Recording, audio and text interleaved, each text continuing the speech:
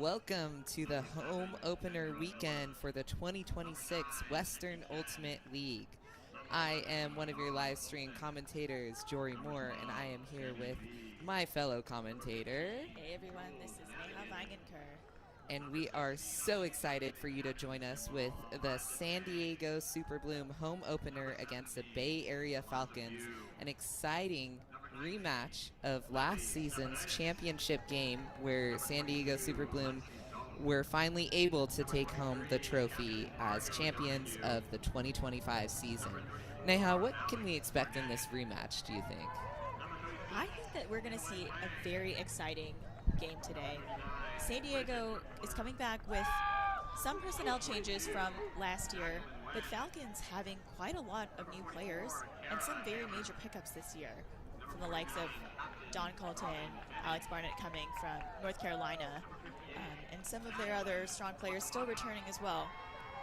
Falcons also will be playing a doubleheader this weekend and will be facing off against Los Angeles Astra, a returning team back to the WL this year after a brief hiatus last year. That is true. This is the first year, I think, since 2023, we're saying, that the league has had 8 teams in the conference, Right. with Oregon out of season for 24, and then last year Astra was joining the PUL for a quick little hiatus, but they're back on the west side now with that double home opener or double weekend opener for Bay Area, traveling from here to LA tomorrow. And yeah, I would say the roster changes are going to be an interesting mix on both sides. I know you were mentioning the pickups for Bay Area Falcons. What do you think is going to make the biggest difference in this first quarter for how each team starts the game out? Well, the conditions are, as expected, pretty good in San Diego. There are some gusts of winds. We are sitting kind of on a hilltop here at Claremont High School, so that will definitely be a factor. I think there's naturally going to be a lot of nerves this game, and the players are coming in, some of them for their very first time into the WL, playing pro, and those nerves definitely are significant. Your first game of your first pro season. So I'd be curious to see some of the younger players on San Diego Super Bloom and how they adjust to this new dynamic and this new venue for playing Ultimate. That being said, I think Falcons comes with a lot of players with a lot of experience, but they are playing away, and the fatigue of the travel definitely will have something to do with how they play this weekend. I think that there's a lot of nerves from the last time these two teams faced off each other, which was actually the last game of the WL last year. So those nerves also will come into play here, and I think that we're going to see some adjustments coming into the first quarter and some nerves that may come to play. Yeah, definitely expecting nerves on everyone's first game back for the season. I would also like to note, Bay Area Falcons in the questions, in response to the questions that were sent out to them earlier this week about what they're looking forward to, what's changed in this season for them as a team. They did note that they are returning with only 2 handlers from the prior season, which is a big shift in how the team is probably going to operate on both offense and offense.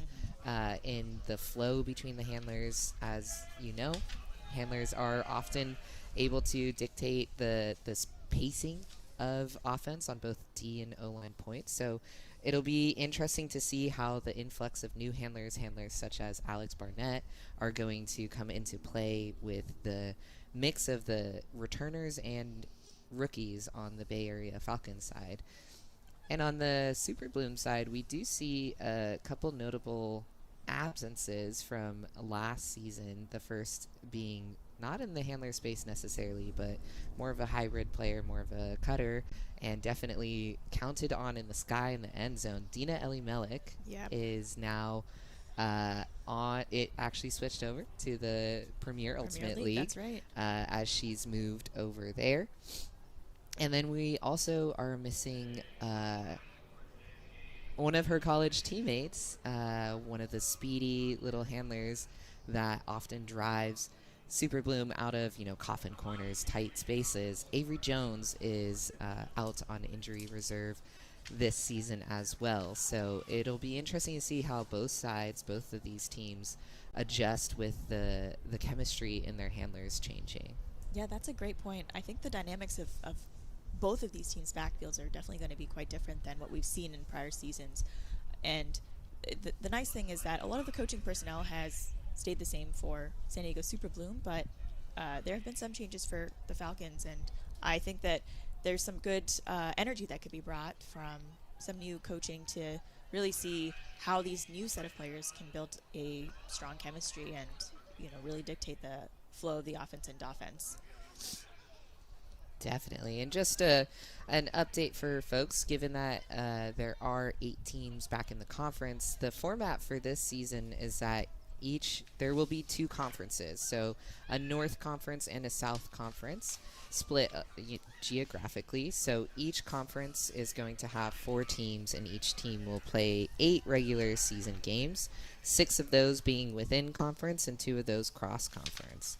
We are seeing a face-off right now. It's an in-conference game between Bay Area Falcons and San Diego Super Bloom. South Conference is also made up of Sidewinders out of Arizona and Los Angeles Astra, again returning to us this season. And then the North Conference teams are Colorado Alpenglow, Oregon Soar, Seattle Tempest, and Utah Wild. So a good mix of games in regular season to test these teams as they update their chemistry, as they update their strategy, all with the eye on the prize, of course, of both these teams on the field right now, returning to the championship field.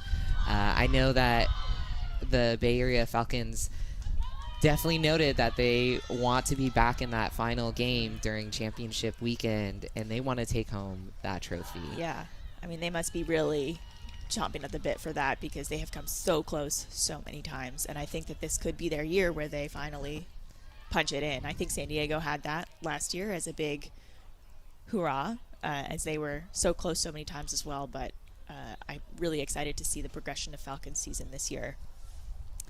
Agreed. And now we see both teams heading out to the field. It looks like in the flip that San Diego Super Bloom is going to be pulling the disc to Bay Area Falcons, who will be starting on offense. That's right. Quick reminder on rules. This field is a little bit larger than our typical USAU fields, with a length of 80 yards as opposed to 70 yards and a width of 40 yards. The end zones are the same size of 20 yards, but we are playing for time here. We've got 4 12-minute quarters, and the clock stops only when points are scored, with the exception of the last 2 minutes each quarter when the clock stops for every call. Timeouts are the same, 2 teams per half. But look, we're off with a first pull here. All right, and Bay Area Falcons setting up in what looks like a hoe stack. We have Hammer to number 34, Barnett. Barnett being that new handler in the backfield. Super been really playing back pocket defense here, forcing the unders for Falcons. Definitely. Fenig with the disc, a seasoned handler. Definitely a lot of experience here between the Bay Area Falcon handlers with Fenig and Hammer back there, as well as Barnett. That's right. You're seeing San Diego in their typical sag, poaching off the handlers a little bit, trying to give some... Ooh, and a just miss there, bid. Like. So now we have Bloom picking up the disc. It looks like we have Ellis picking up with Iwamoto in the backfield, and it goes to Leslie. Zettner able to break away. Oh, and the big shot goes deep. Stamba in the area. Bay Area Falcons. Wow. Stamba comes down with the disc. We're right outside the end zone now. And a quick dish to Helton, who gets it to 91. A break right out the bat. That is huge for San Diego. My goodness. Cam Helm with the score. I mean, that was quick flow from the offense there. The sag really just proves to be effective every time. And if handlers aren't ready to adjust to that, those quick turns are going to happen. And credit to San Diego's offense there on just picking up the disc and just pushing forward. I mean, that was an amazing grab by Standby in the end zone. Let's take another look at that. Wow, 2 Falcon players on her back, and she just somehow comes down with it. Yeah, very talented read there from Stamba, and then dish to Helton with Cam Helm. For the score, we get a chance D point from San Diego Super Bloom, and let's see how Bay Area Falcons adjust on this offense. Seeing many of the same players for Bay Area Falcon out on their offense line. Pajunas with the pull. Fennig picking up to Barnett. Handlers taking their time, assessing the downfield. Really great rolls happening also for the handler defenders there for Super Bloom. Definitely finding a space up to number 27, Holman. We get some cutter action here. Getting it up to 12, Jenny Lee. Back to Barnett. Great swing there. Tight pressure from Bloom. But Bay Area Falcons seeming to be more in their flow now. Moving it up between the handlers. Little give-go. Switching the field. Falling into their end zone set. Oh, good pressure there from San Diego. Pajunas. More rolls from Bloom, but handlers for Falcons. Look like a pick is called on the field in the end zone. Yeah, handlers for Falcons really driving this point here.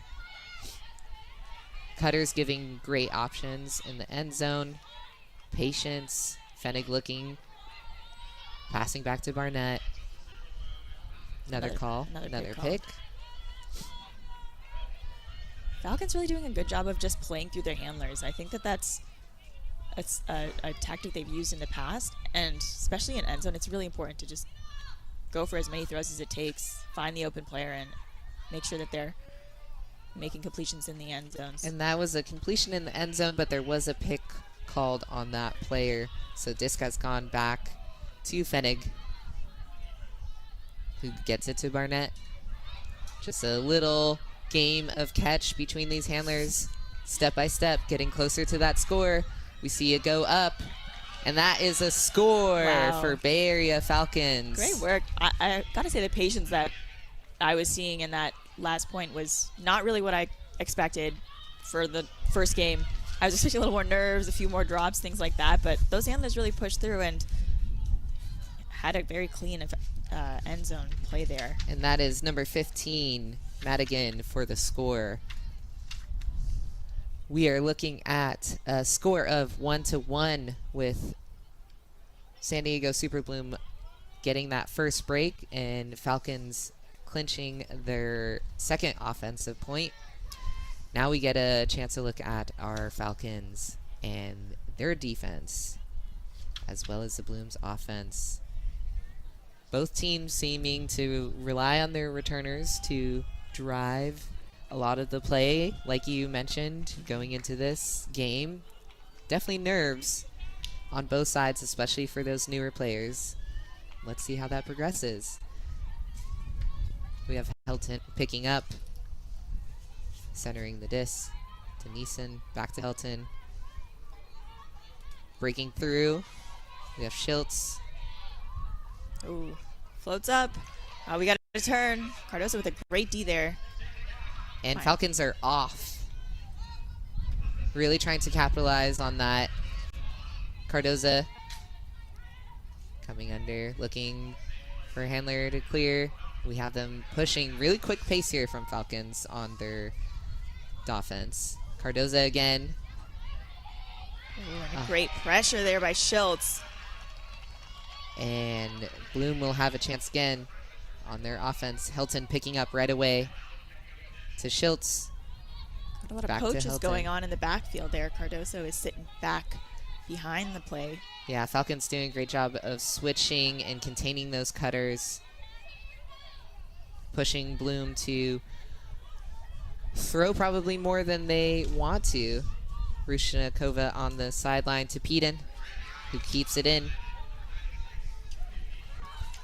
Peden with a nice around back to Helton. Neeson in the center of the field looking downfield, but finding Gray, Oh, big who shot launches there. it. Number 8. What a grab there by Rosicky Shaw. First WL game. Welcome to the WL.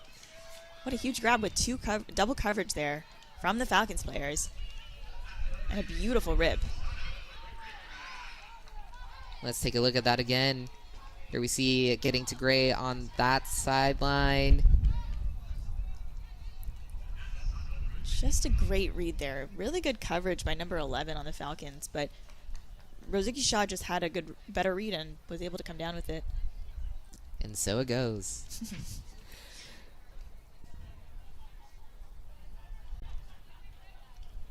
Another thing that was mentioned about this Falcons team is that you were talking about the reliance on their recurs is that the returners is that they have 4 captains this year, which the coaches mentioned really brings a new level of IQ to the intensity of practices and the strategy that the team brings. And, you know, sometimes that can be a little bit too many people, but I think that there's a bit of a different energy to this Falcons team that I've seen coming into this game. Let's see how they bring that energy to the rest of this quarter. As they look again, moving between handlers. Getting it all the way to the far side. Really using horizontal space here. Jenny Lee in the center, finding UN. Downfield. Oh my goodness, what wow. a huge block. Looks like Cam Helm came in. Super Bloom going for a quick break score. Wow. And that is Stamba in the end zone. It's another break for Super Bloom. Another break for Super Bloom. And a very quick, I'm seeing on both sides with the Bay Area Falcons and Super Bloom, very quick offense here. Both teams are trying to capitalize as quickly as possible on those Ds. Let's take another look at that D there. Wow, what a great switch to come into the inside there by Helm.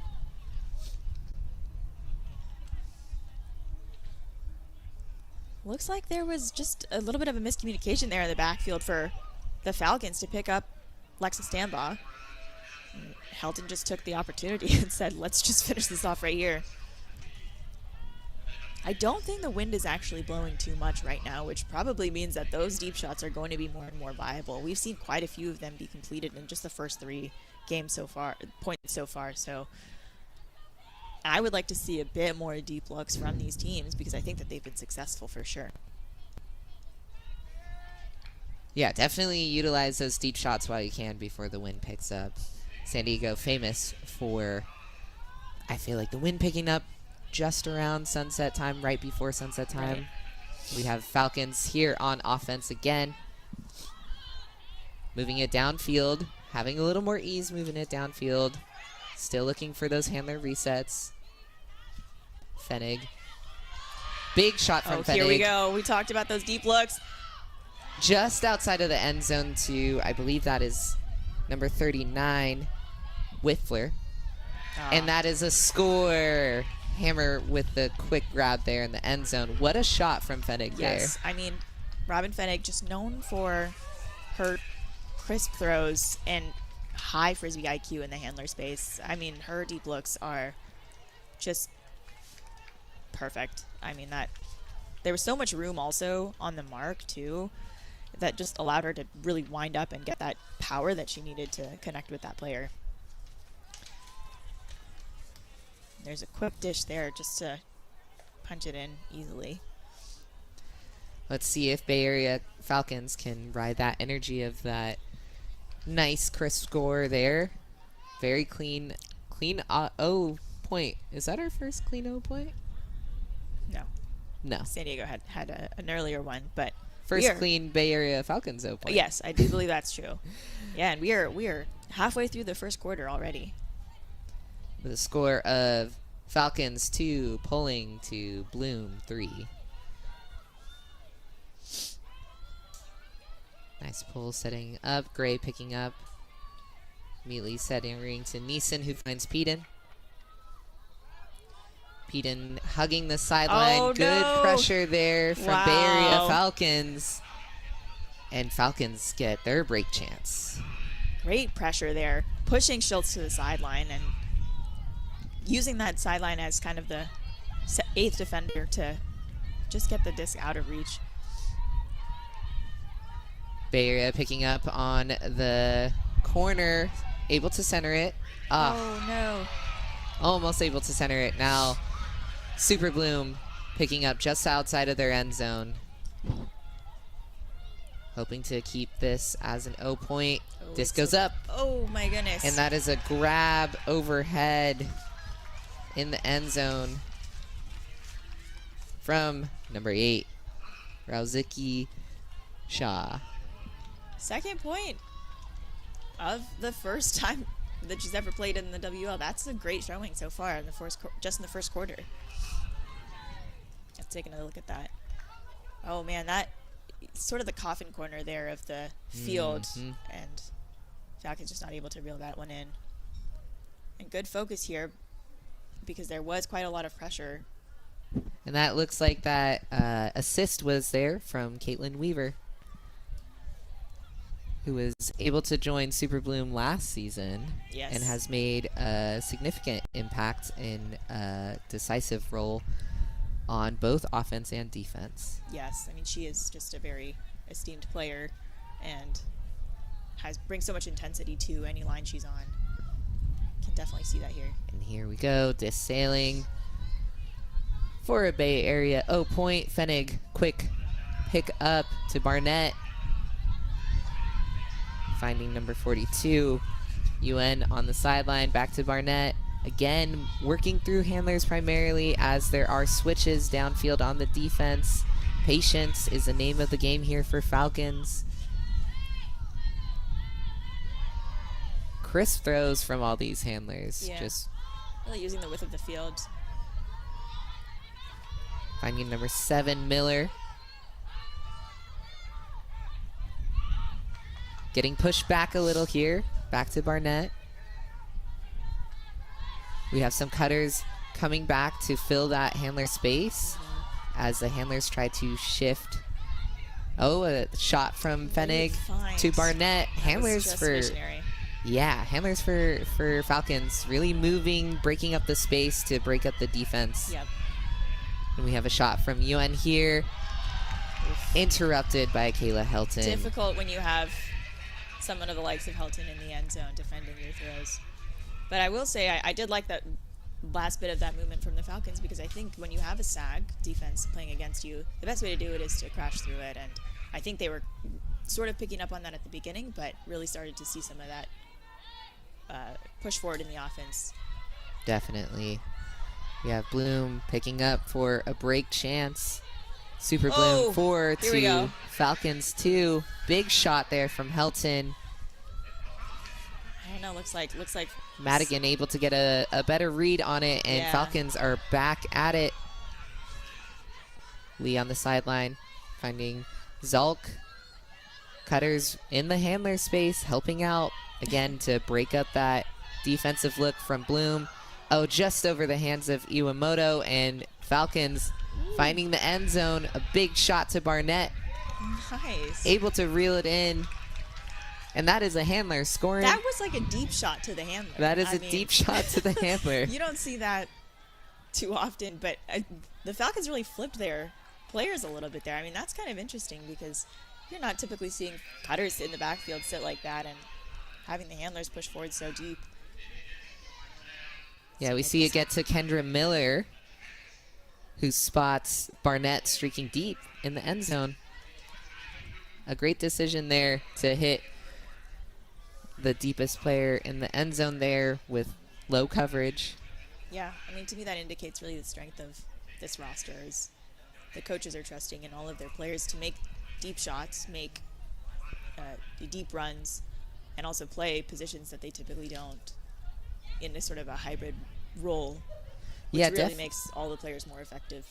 Definitely, especially with the, as they noted, the change in personnel most significant in the handler space. It seems like those Bay Area Falcon cutters are getting more comfortable, like you said, in that hybrid role. And we are getting a huge shot right off the bat from Guzman, trying to hit Weaver, not connecting. And so we get a break chance for Falcons. The wind is a little bit, that side of the field is a little bit downwind. So the disc got a little bit pushed further than I think Guzman was expecting. Interesting. We have number 16, Eliza Chang, looking downfield.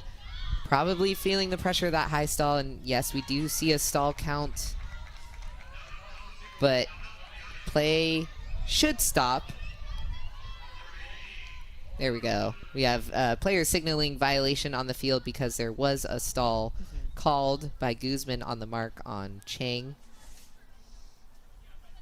And now players and observers are confirming this should stay there. That's right. Looks like an uncontested stall. Uncontested. There we go. Yep. As a reminder, folks at home, this is a 7-second stall count, so it makes the game a little bit quicker. Players have to make decisions a little bit faster than your typical USAU 10 stall count. And we're getting a look at our Super Bloom offense here with Bloom, Walter, and Guzman really working through. Oh, and a good bid from Bloom there, but oh, shoot. Just outside of reach and an injury called. Let's get another quick look at this layout here. Bloom really driving and pushing that offense, but finds it just out of reach there. Yeah, I would say it does look like the wind is picking up a little bit on the field, or we're seeing that it is pushing and dropping the disc on that side of the field. The Falcons player giving some water. It's really some good spirit there. And we have play continuing with Falcons picking up just on their end zone line. Looks like Lee to Colton. Oh, disc is up. Disc is up. Falcons able to remain in possession. Oof. Some bids Inches. from Bloom here. The pressure is on for the Falcons here to get it progressed up from their end zone. Colton switching to the other side of the field. Oof. Man, Falcons really... They're really fighting for it pushing right now. this pace right now. Yep. Definitely trying to get the score tied up, because right now we are sitting at Falcons 3, Bloom 4, and that is a timeout call. So that is a timeout call by Bay Area Falcons.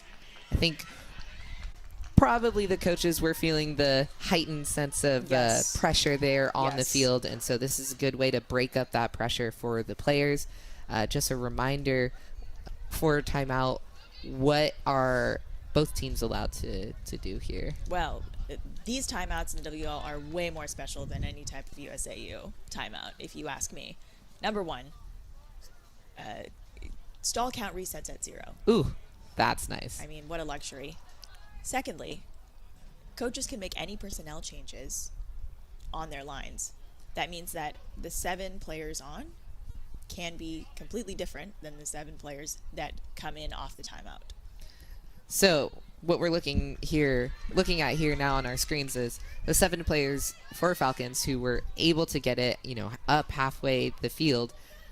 Falcons now, the coaching staff can make the choice of, okay, who do we swap out? Who do we want calm under pressure? Maybe we need some more O-line players, more handling power. And that handling power is coming in the form of Fenig picking up the disc with that, as you said, reset stall count. And we do also see, we can also see personnel changes on the Super Bloom side. That's right. So we have Pajunas on the mark, and disc is in. Fenig right away with a shot to the center of the field, just off the hands of Iwamoto picking up to Bloom. Oh, in the area.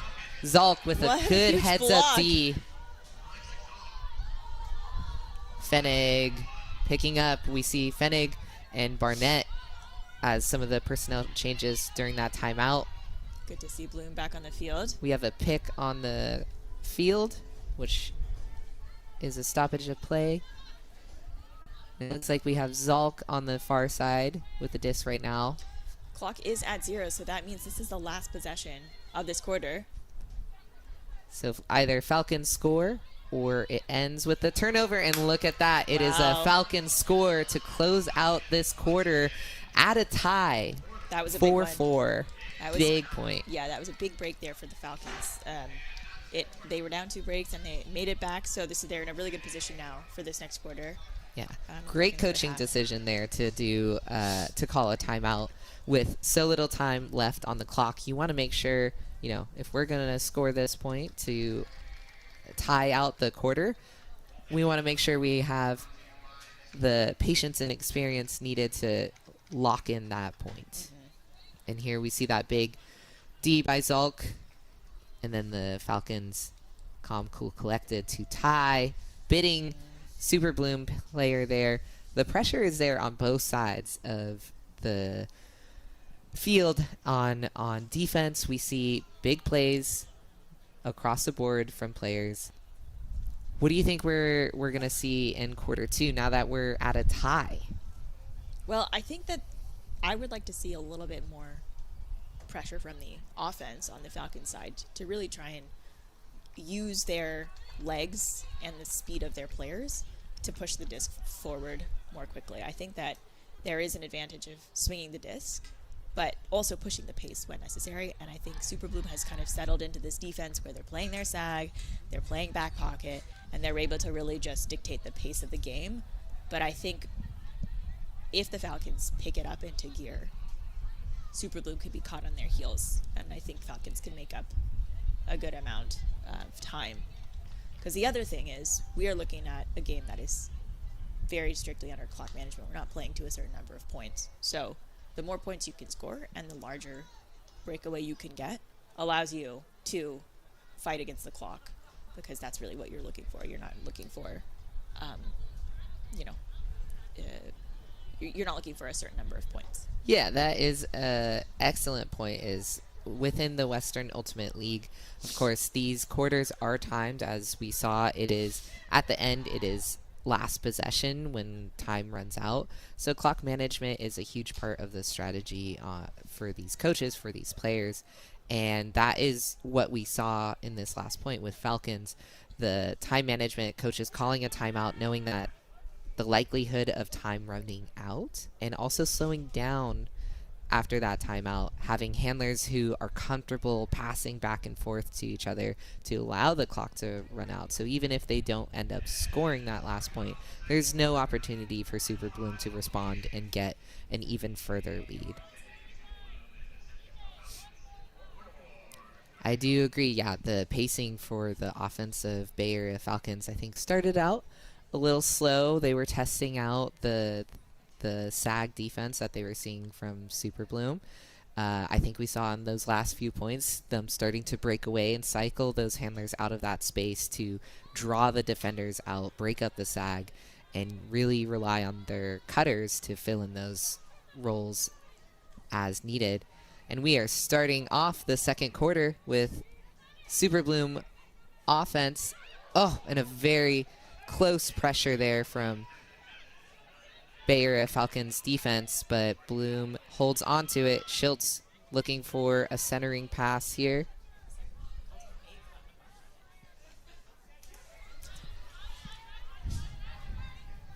Neeson finding Weaver. Looks downfield.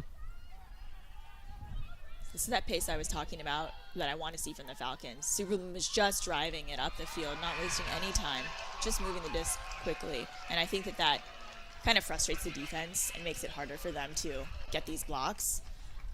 I think that Falcons may want to take an effort to try and frustrate the San Diego defense a little bit, because they have gotten a significant amount of blocks on the Falcons during the first quarter.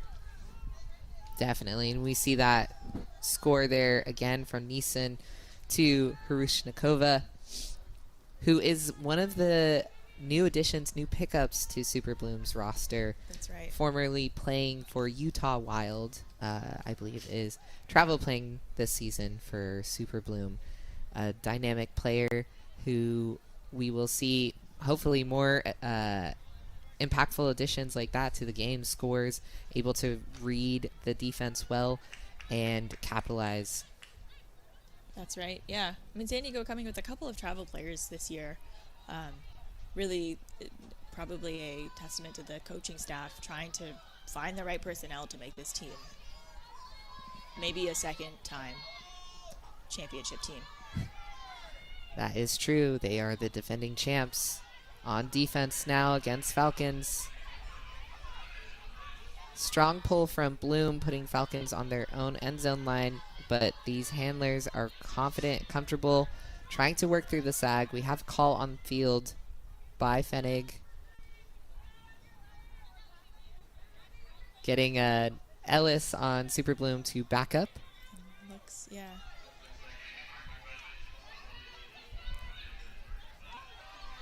Oh, and just outside of the sideline, Falcons giving up the disc, and we have Ellis picking up Fenig on the mark. Just about 15 yards from their end zone line. This is good field positioning for San Diego. Good poach there from Fenig, covering Helton while still marking Ellis. Good switch there on defense. Oh, Helton in the area. Right on that end zone line. Back to Iwamoto. Iwamoto, known for really breaking up a defense with whatever throw she wants. In that case, a Blady flick, not quite connecting, and a stall called. No contest, so the disc will actually start, instead of on the end zone line, it'll start where Iwamoto is standing. Yeah, San Diego looking a little bit hectic during that end zone set. I'm not sure exactly what was going on. Typically, you'll see them using the width of their fields a little bit better, but I just feel like they were kind of jamming it up the open sideline. And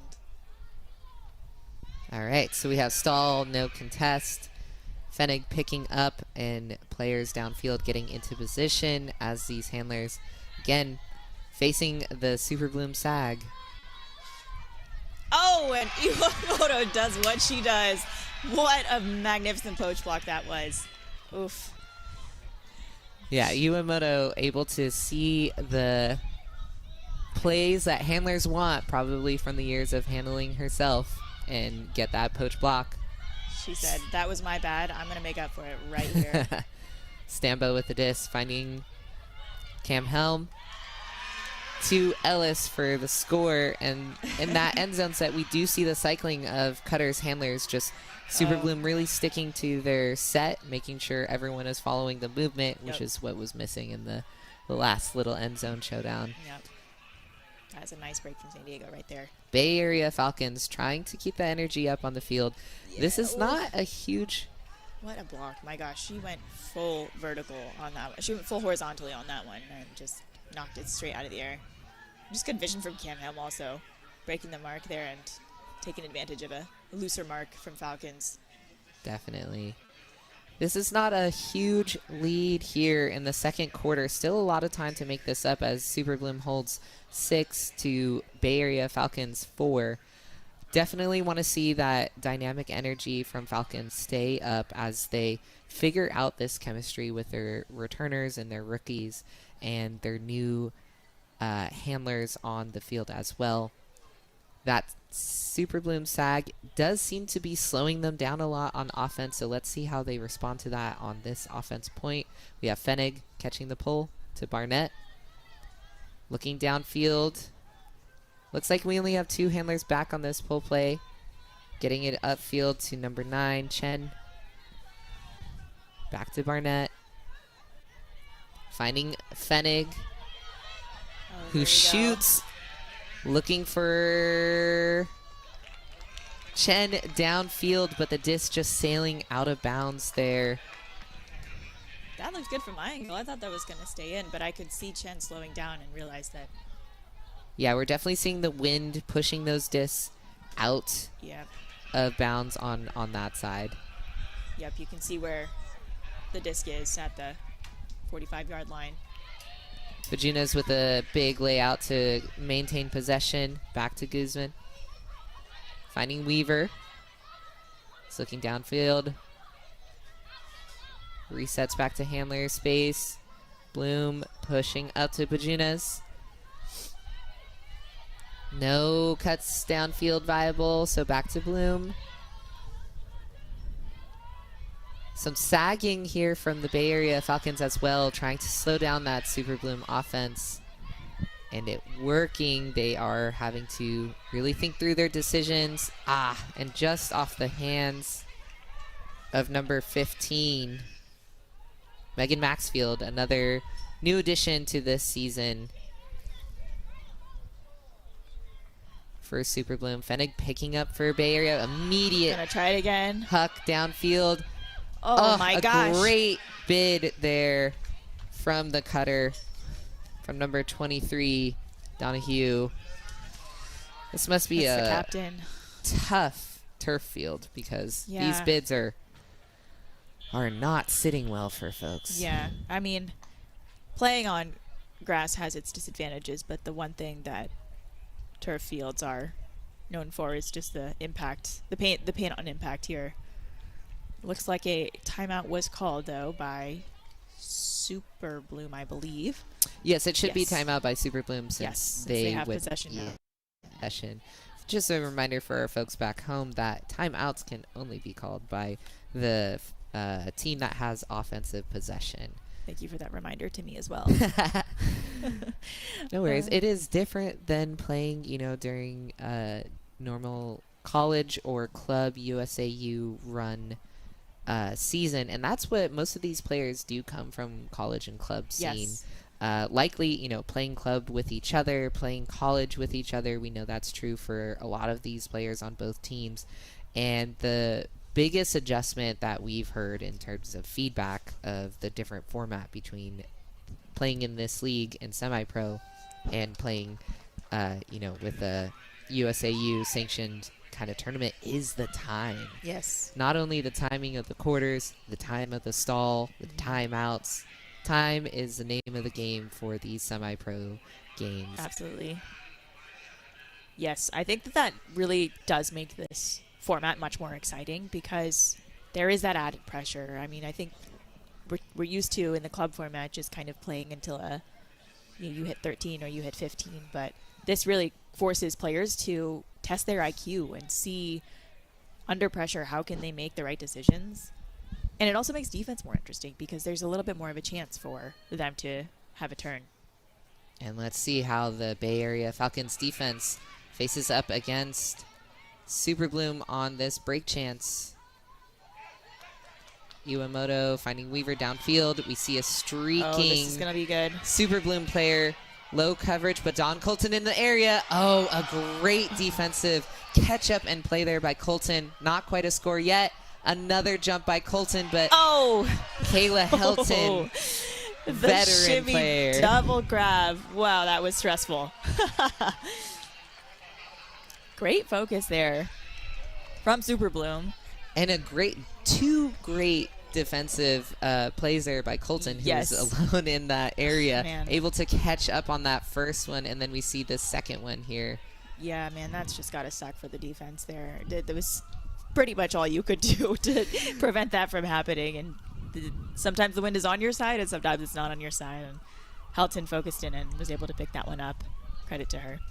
Yeah, definitely probably going to be discussed on the Falcon sideline there of how that first Huck went off, where the deep coverage was on there, because wind being favorable in that direction of the field makes those deep options more viable. So definitely want to have coverage in case we see someone. I believe it was Weaver. Yes, Weaver with the Huck, right? Yeah, Weaver is definitely a hucking threat. So got to make sure the deep is covered, and we see Bay Area Falcons with an offensive chance here. Up to Fennig.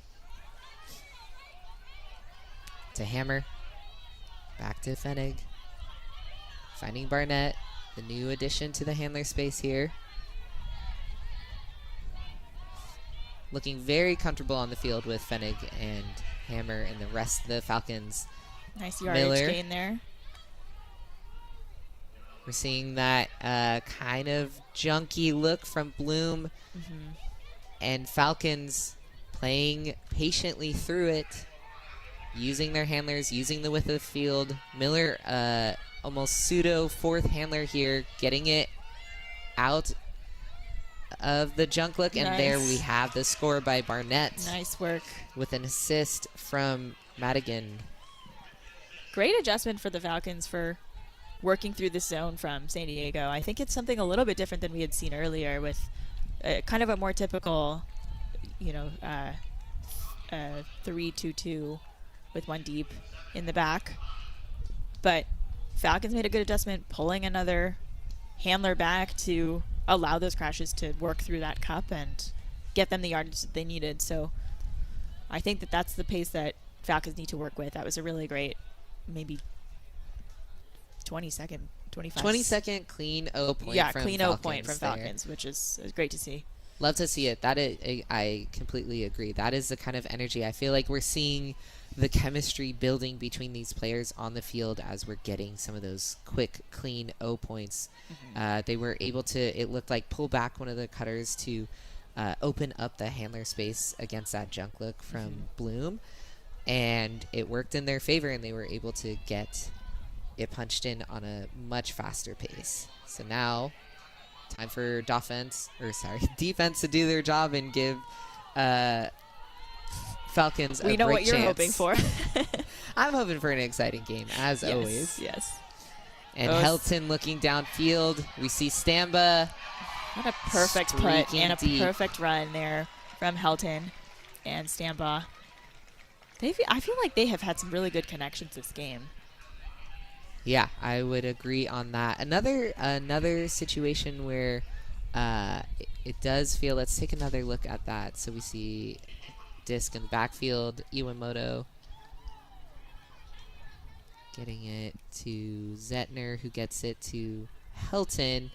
And we do see two Bay Area Falcons players in the area streaking with Stamba as well. Yeah. I think I want to see like a little more respect to these deep shots in this direction. Yes, this I agree. is where it has worked multiple times for Super Blim and a couple times for Falcons as well. I think both teams need to be cognizant of that and respect the deep looks in that direction. Yeah, San Diego had started playing a little bit more back pocket, but then has adjusted to play a little bit more front pocket. And Falcons have not been able to capitalize on that necessarily, but it's a matter of time before they get adjusted and those do start to connect. So yeah, we'll see how. They have a depth of incredible throwers on the Falcons, both in the backfield and also their cutters as well. Also the cutters who can throw to handlers in the end zone.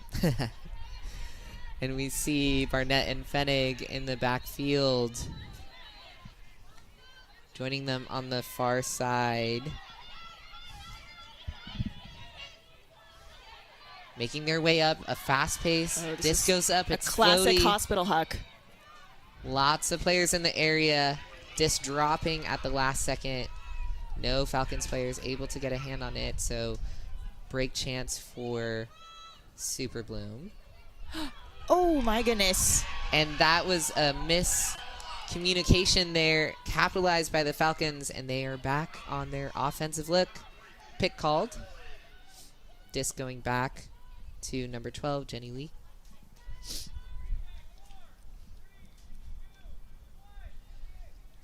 To Barnett. Back to Lee. Again, handlers really playing through. Zalk, though, coming out to help the handlers. Back to Barnett. Falcons in their end zone set here. Patiently playing through. Push back a little bit. Stack is looking a bit deep for the in the end zone there. Yeah. Hoping they're just given space for their handlers, but a good fake there from Fennig to open up that up line. Barnett going up line for Fennig. Handlers really pushing. Not finding anything in the end zone. Just Fennig and Barnett finding each other, and then a score to Zalk. That is a Bay Area Falcons score, bringing us to Falcons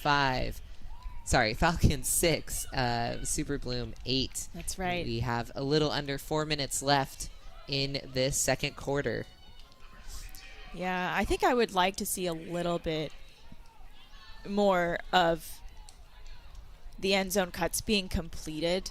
I found that in this set, there were some sort of half cuts there from Falcons where they were sort of blocked off by a defender and then didn't finish their cut, which seemed to cause a little bit of clogging and required the handlers to then just sort of play a little bit more in the backfield. I think that completion of an end zone cut is really important to clear that space for another cut to develop and also give the handlers time to find the right openings and get the disc moved upfield. But credit to the handlers for keeping their patience and working it in the backfield while the cutters sort of developed.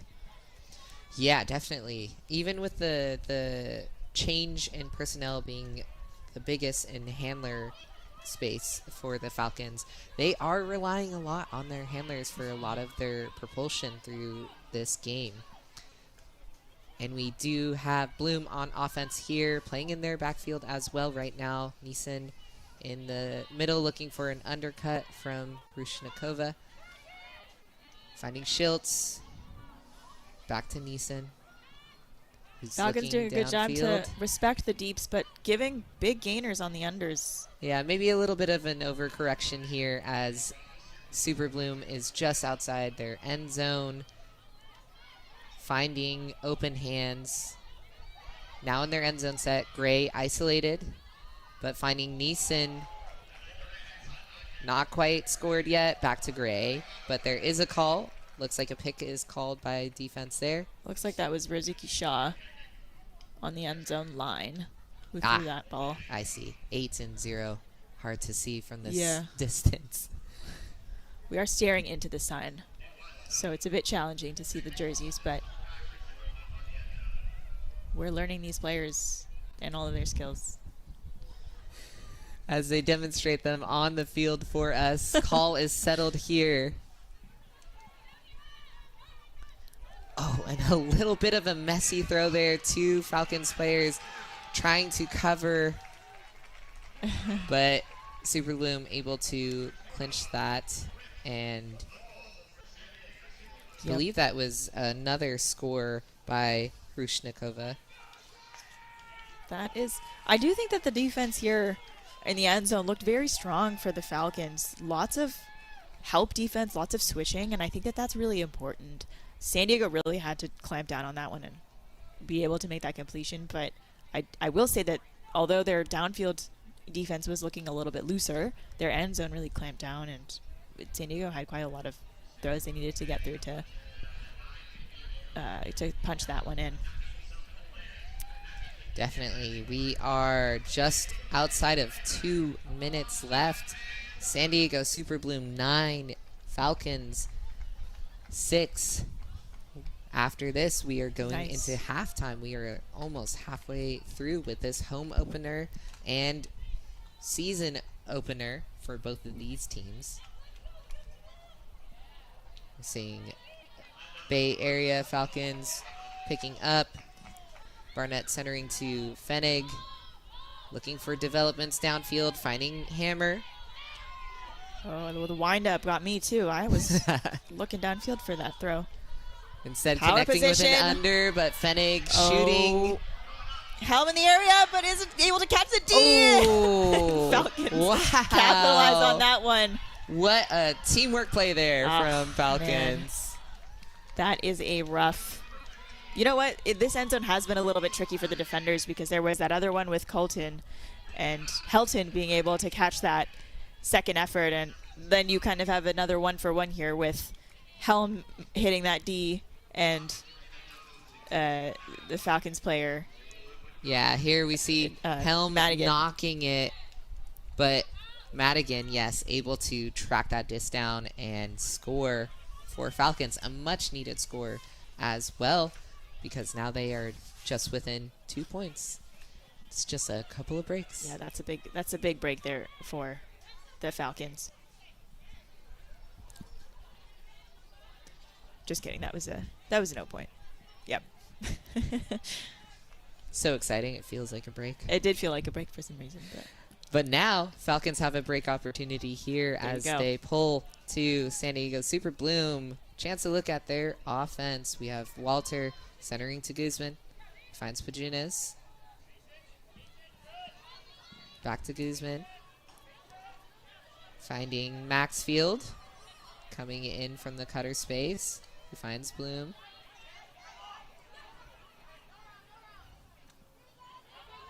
Laura Bloom, a new college pickup here from UC Santa Barbara, Burning Skirts program.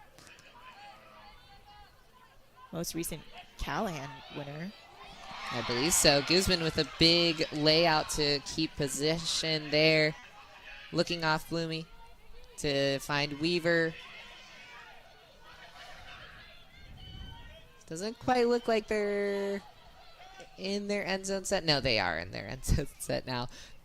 Stack is a little deep. Looking like a stall was called. Some discussion between the players. It did feel a little bit fast to me. But we'll see the observers and what they say.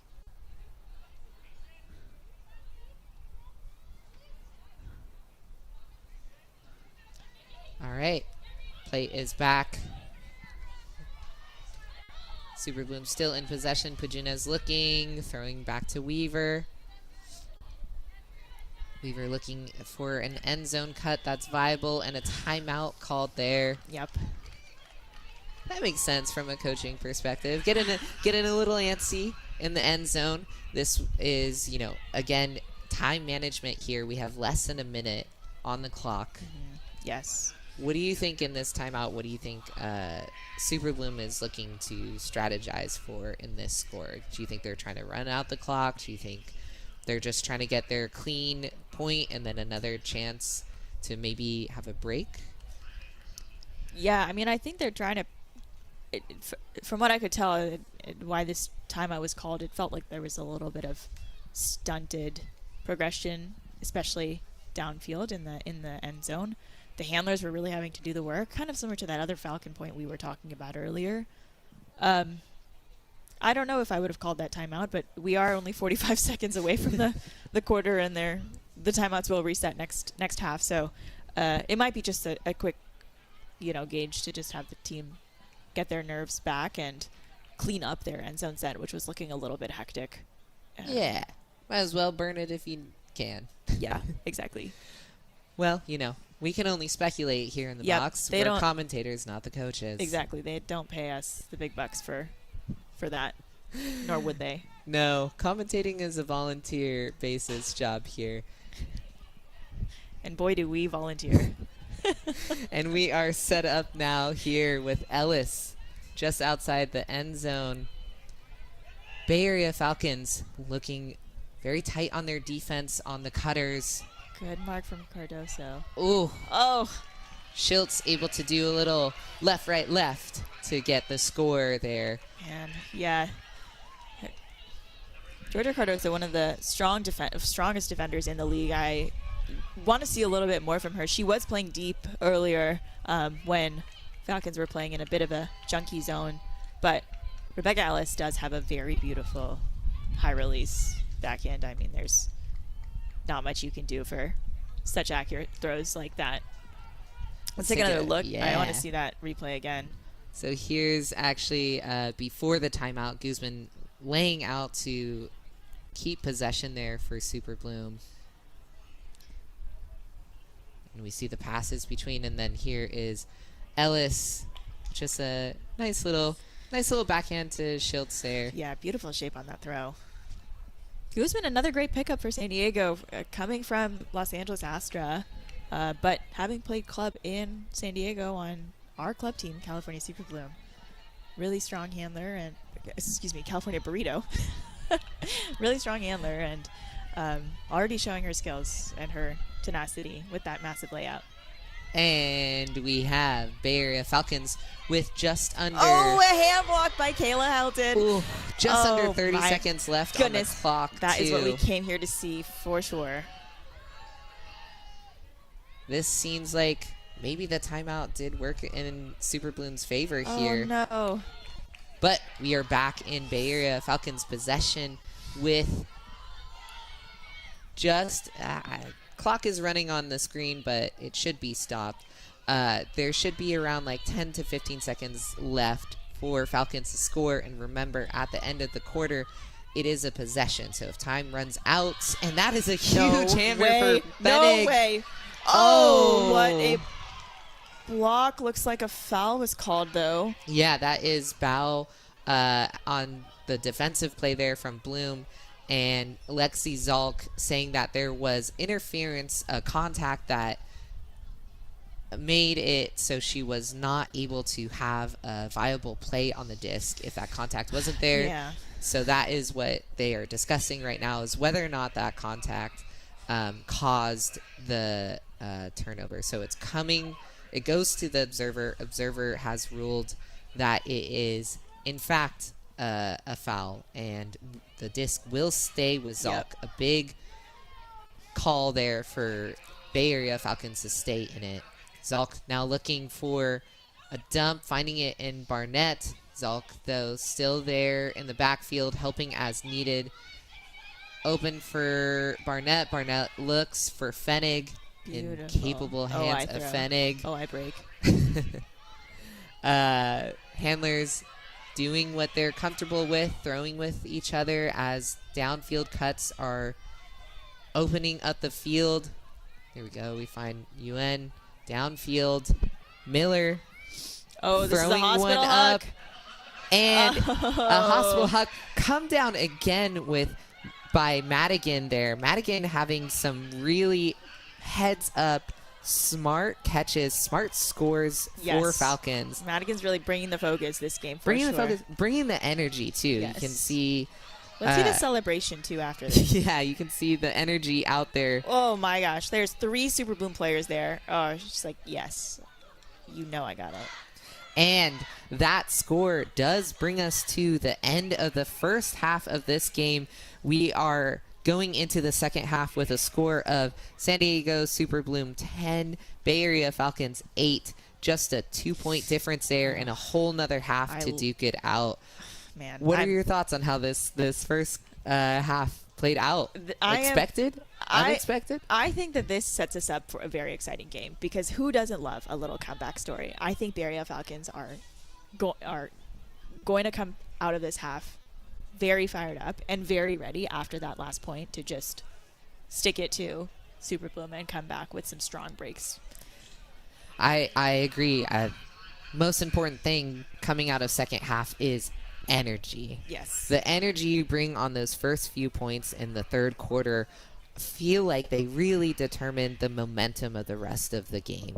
And Bay Area Falcons has talked a lot about the energy that has come from mixing their returners and their new players and how that shifted their team and the energy overall. And I really want to see them capitalize on that last score, that great grab there by Madigan, and bring more of that energy into the second half, trusting each other, especially trusting the cutters. I feel like we've seen phenomenal, patient, textbook handler play from Bay Area Falcons in this first half with some good plays from the cutters, and we're seeing a little bit more every point of the cutters coming into the space when they're needed, finding the right holes, breaking through that Super Bloom defense. Yes. And I'm excited to see that build.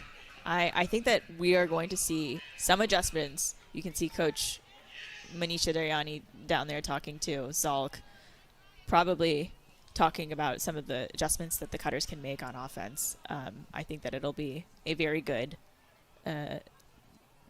third quarter to see those adjustments that she decides to make. And San Diego Super Bloom holding their own with their own, again, additional roster changes. Their out-of-region pickups that they've been able to bring into the roster, as well as just new players from in-region.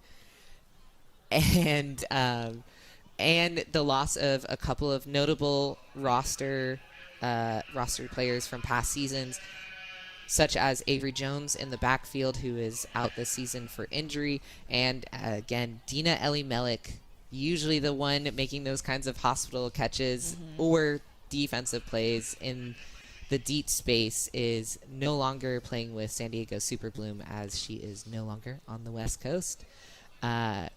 Going into our second half, let's see how these teams duke it out. We'll be back shortly.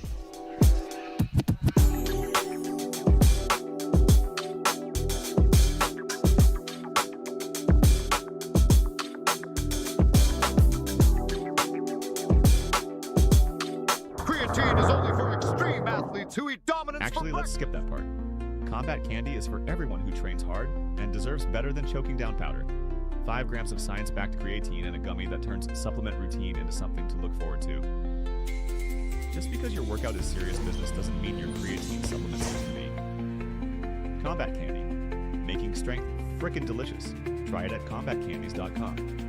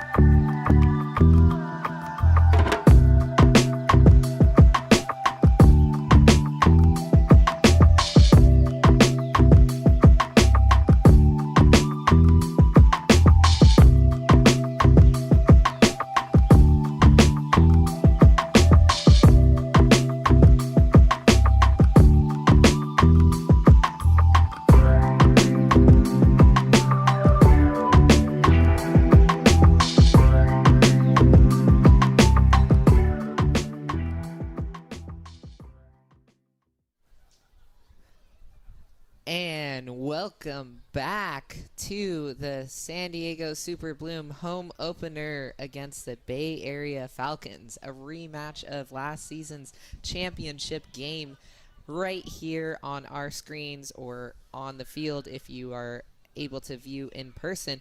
We ended last half with Bay Area 8, San Diego 10, a close game as both teams are shaking off the nerves, getting used to each other in this new iteration of roster and season. And we have an exciting second half coming your way. Fingers crossed, hoping. There have been some amazing plays on both D and O, and we can only hope for more from all of these talented players on both teams. Let's take a look at some of those great plays. Rosie. That is Stambaugh. First point of the game for a break, just massively skying two Falcons players. And then finding Helton to Helm. And here's some Falcon action from the handlers. Oh, and just some good celebrations there, too. Big D. I mean, I think we're going to see some exciting plays. I feel like when I was watching the sidelines here, I could tell that there was a good energy on the Falcons where folks were kind of eating their snacks, drinking, but also really chit-chatting with each other, making like good conversations and keeping the energy up. You can see San Diego on the other side kind of talking to their coaches, maybe making some more tactical plays and adjustments, which maybe we will likely see during this next half. But I don't know. What do you think is missing from the Falcons from this first half? Big question there. So based off of the first half, I think what we were seeing is even though, again, the personnel change being large on the handler side, their handler pickups and chemistry has been amazing. It's been driving their offense, and we're going to see some more of that as Falcons are on O to start this half. Fenig really driving a lot of the big plays for Falcons in last half. But we have a huge huck here from Hammer to Grobecker. Sorry, that is Combs, Sarah Combs. Finding Barnett. Stoppage of play on the field. It's like a pick called. But what was missing last half while they're talking over this play? I want to see more from their cutters. So let's see how they do in this end zone set right here. And unfortunate, just not quite reaching Combs. Well, San Diego with an opportunity to break right out of the half. Ellis with a disc. Finding Helm. Lots of yardage gains here, I expect. Ellis centering, or not centering, going sideline, finding Iwamoto. Iwamoto and Ellis very comfortable playing in the backfield with each other. Finding Helm. Oh, and an uncharacteristic fumble there from Helm, so Falcons are able to have another opportunity to punch it in. We have number 12, Jenny Lee, picking up, finding Hammer. Is Hammer going to unleash another huge huck? Oh, not good. quite, but Run-through Zentner's going block. to do a classic run-through block there. That is just so skilled. Let's see how the Falcons defense can respond on this change of events. We do see Falcons respecting the deep space here. Bloom marching it up in their end zone set. It does feel like the wind has died down a little bit. I'm not getting those gusts that I've seen earlier, but as the sun sets, we might see that to pick up. And that is a break chance right out of half for San Diego Super Bloom. Wow.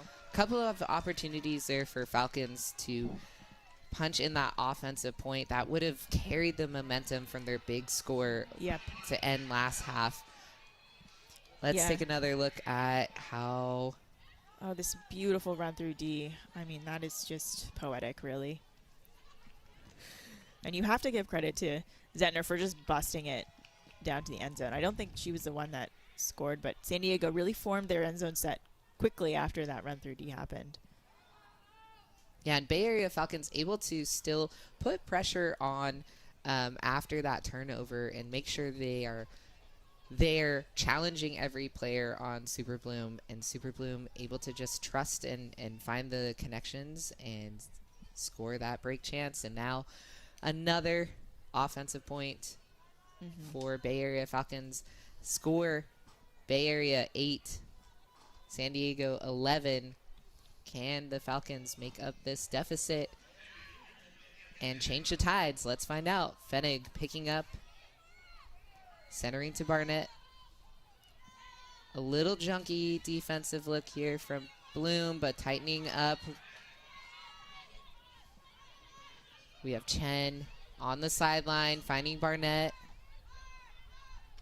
Looking at Fenig. Fenig sees a player get that separation, and that is Kendra Miller with the huge layout score there in the end zone. Beautiful grab. I mean, wow. Fenig just had the vision and said, I'm throwing you open. You better go and get it. Fenig had the vision, and I do think Miller had the anticipation Yes. of, like, at this point, Fenig wants to throw a nice huck into the end zone. And here we see Chen with Barnett going up line, getting open up line. Barnett putting the disc in the hands of Fenig, who sees, Kendra Miller with that closing speed, able to get the separation and then really hold on to that disc. Another hard layout there on the turf field. These players really throwing their bodies Yeah. in the name of the game. Yeah. I think the challenge is a lot of the momentum gets stopped in the turf as opposed to kind of sliding out the layout, which helps you cradle a little bit of that momentum. So these do look a little bit more painful than your average layout. And that pull from Falcons about half field, starting with Neeson. Back to Neeson. Looks like a breakdown of the pull play. Peden holding onto the disc, looking downfield, but looking to dump to Neeson. Little frantic here, but we're now in our end zone set. Neeson trying to stay with that disc, but not quite able to run it out. But then quick drop from Falcons, putting them back on defense. And Super Bloom just outside of their end zone, in their end zone set. Schiltz first up, but Neeson finding Gray instead, then to Schiltz. That was the order. That was my bad. Yes. It was Neeson, Gray, Schiltz. Yes. Nice bid there by Schiltz, and a very nice inside look from Nice inside look from Gray there. Yes, to punch that in. There we go. We see Gray faking out the defender there, and then they toss that over for Schiltz to layout grab score. Falcons making their way out for another offensive look. We see mostly it feels like the personnel for their offense versus their defense has stayed extremely consistent. That is another point of strategy that teams tinker with throughout the season is personnel on the different points. Do we swap folks out? Do we keep them in? That's right. I think Super Bloom traditionally had a very rigid O-line, D-line kind of look in the past, but last year they played a little bit with some of that more flexibility, and it really did pay off. And here we see our Falcon O-line handlers working the disc. Oh, and it looks like that might have been, I can't, from this angle, a little hard to tell if Fenig was actually looking for Hammer or the intended target was Miller and it just sailed out. I do think it was Miller, because Miller was poached off quite deeply by their defender. Let's take a little look here. Yeah, I do see. You are correct. That was meant for Miller and just sailed a little too far there. So now Super Bloom with a break opportunity and a stall called on Iwamoto. That is the second stall called on Iwamoto. Just still getting back into the mindset of the 7-second. Been playing club for too long. 7-second stall here. And Falcons back on offense. Madigan on the sideline. looking for someone upline, finding a handler. Fenig in the center. Gives it to Hammer. Back to Madigan. They're just outside of their end zone, but Ellis there to scoop up a block. And Super Bloom with an opportunity to break once again. Disc in the hands of Helton, finding Helm. We see Lexa streaking deep. Ham holstering. Oh, goodness gracious. And what a a behind the back block from Barnett there. Oh, that was nice. Just a no-look whack down. Man, that is disheartening for San Diego. Yeah. That was quite the block there, and Barnett picking up now. It's looking a little bit congested in the open side space for Falcons. Jenny Lee passing it off to Barnett.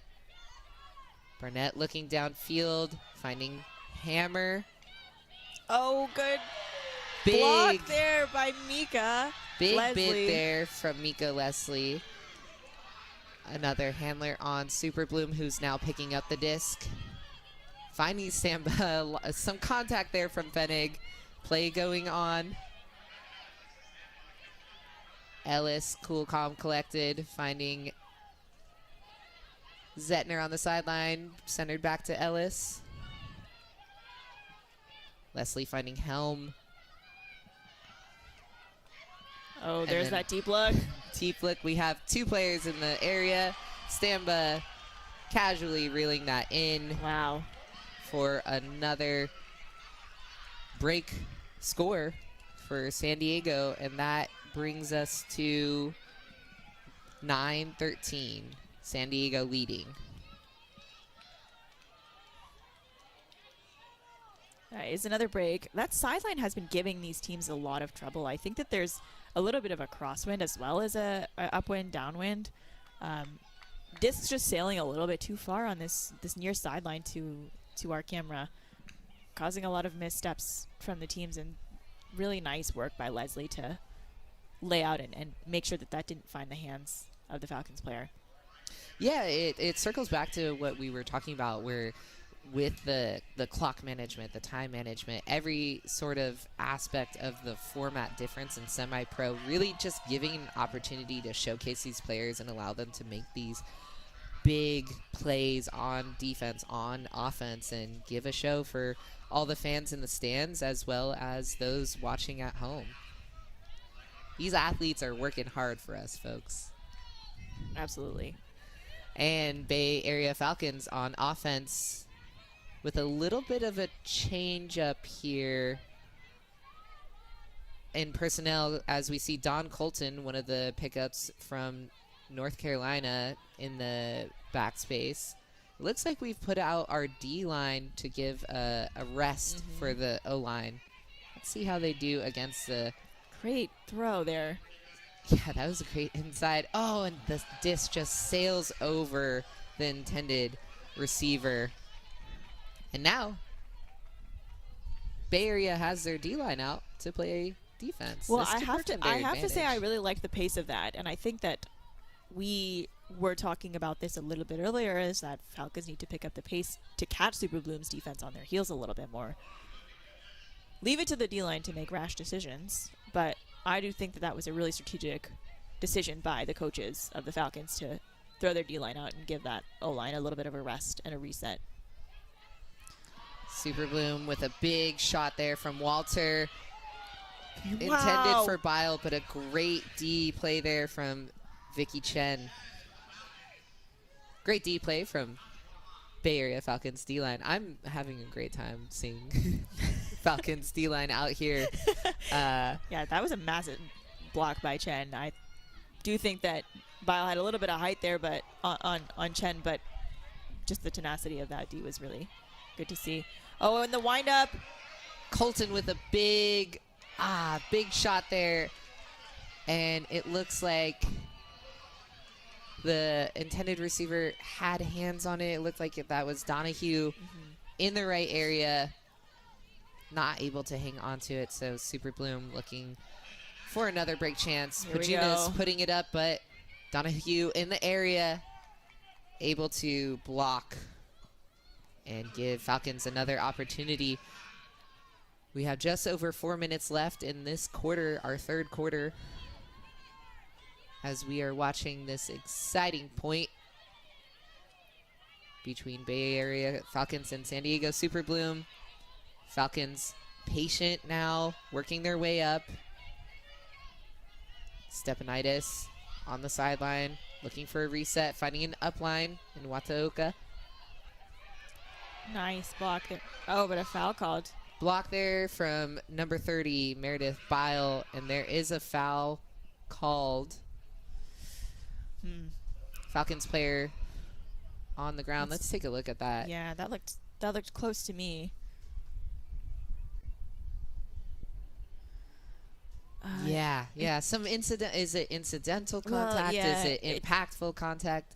It is not up to us. It will go to the observer, and it is in the hands of the observer now. The other thing to note is, when if a throw is not,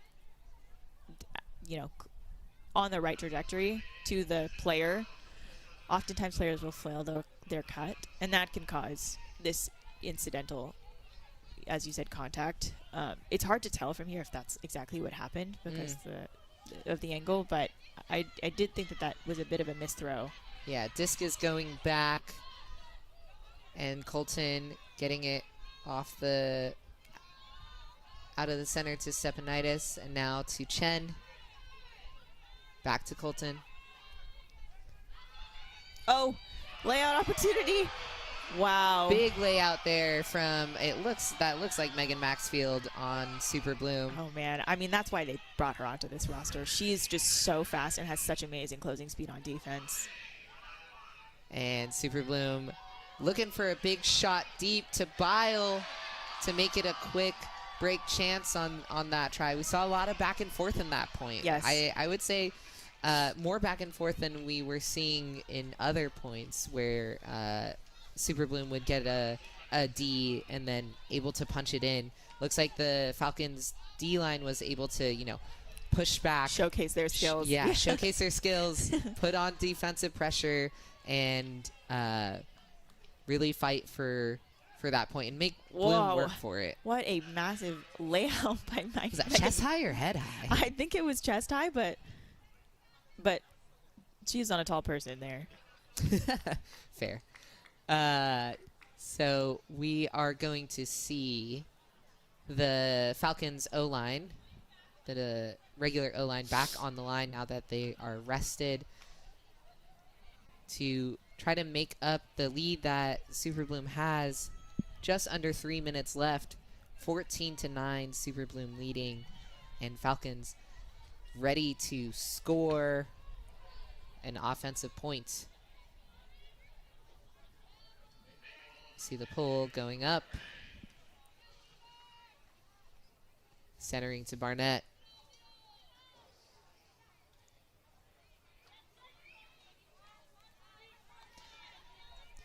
Able to make their way downfield, still using the handlers to work a lot of the movement, looking for more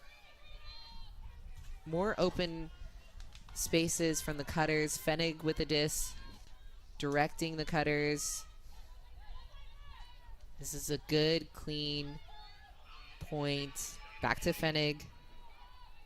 Fenig threading the needle there. That was a crazy window that she was able to hit. Yeah, then that's, that is the experience that Fenig is able to bring to this Bay Area Falcons roster, and that was Lexi Zalk in the end zone as well. Another really amazing strong cutter, experienced club player, also been on this team for a number of seasons. And yeah, I do think that we have seen a little bit more action from the cutters on the Falcons side, like we were hoping. And Lexi Zalk is a great example of just being able to gain separation between her and her defender and getting in those tight windows. It really helps to have somebody like Robin Fenig to be able to hit that. Because I know I'm not hitting that. And it is our amazing semi-pro athletes here on the field that are going to hit those windows. Like you said, Robin Fenig, an incredible player, storied history of teams, accomplishments, bringing that experience to this roster. And we see a D point here from Falcons. Let's see if they're still respecting the deep shots from Super Bloom and playing. I do see a deeper player on Falcons trying to adhere to that. Zettner, though, grabbing a nice little dish and just immediately turning for a flick shot to Ellis, a handler. I think that's Ellis's second score, maybe third in this game, which just goes to show you that versatile players, handlers in scoring in the end zone, cutters, going back and being handlers. Yeah. Everyone doing their part. Everyone's doing their part. I want to just call out this very athletic play from Georgia Cardoso. Poaching off her player and just trying to do whatever she could to get that. Yeah, Georgia Cardozo, one of the 4 captains for Bay Area Falcons this season. Very smart heads up, like you said, one of the strongest defensive players in the league. Able to cite, that is going off, and doing every effort possible to get in the way of that play and just missing it. Hey, if you're enjoying these athletic plays from your favorite semi-pro athletes, consider donating. For St. Patrick's Day, for International Women's Day, just for a regular day. You can find the donation links on each of the team's websites. So true. And we have Fenig with the disc to Hammer. Big shot out. Zulk in the space. Beautiful read. Oh my goodness. Even with Guzman right there, applying the defensive pressure. Zulk seeing the curve of that throw, pushing Guzman out, and then backing up to catch. Absolutely. That throw was just perfect, I have to say. The perfect OI look for that run. That was a good, clean, quick O point. Yes. Looked like a pull play gone right for Bay Area Falcons, and that is what they need as we are just over a minute left on this third quarter. Yep.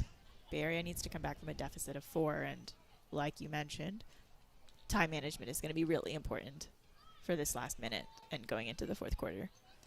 Yeah, I'm curious to see if we're going to see any timeouts pop up from either team.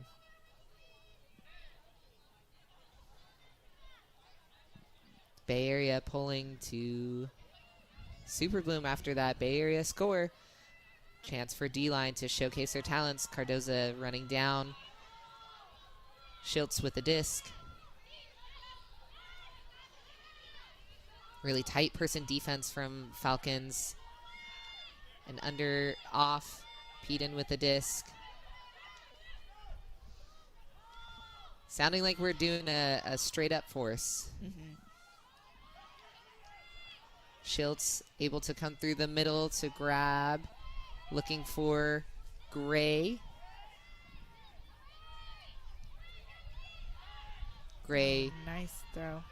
Nice crisp throw to Neeson, who then finds Schiltz. The force middle there. Sorry, I said straight up. The force middle defense there from Bay Area Falcons. Definitely changing the pacing of the Super Bloom offense. But they were still able to connect and punch it in. I've been quite impressed with the adjustments that some of these younger players have been able to make on the fly. I think that for even a veteran player, a force middle can really stump you, and especially the cutters need to adjust quickly. But I will say that Gray and Schiltz and even Nissen in the back really moved the disc quickly and were able to adjust quite well to that change in defense. Yeah. Great adjustments there by the Super Bloom handlers. And it was nice to see that kind of defensive pressure and attempt there from Bay Area Falcons to slow down the pacing of Super Bloom. We have just under 30 seconds left with Bay Area Falcons offensive possession here, finding Barnett halfway down the field, who immediately lets a huge huck off. Great read there by Madigan, who paces out the huck to make sure that she can hop for a score into the end zone. And that is a very quick point there from Bay Area Falcons. That's that time management coming into play. There is still time left on the clock, about 14 seconds.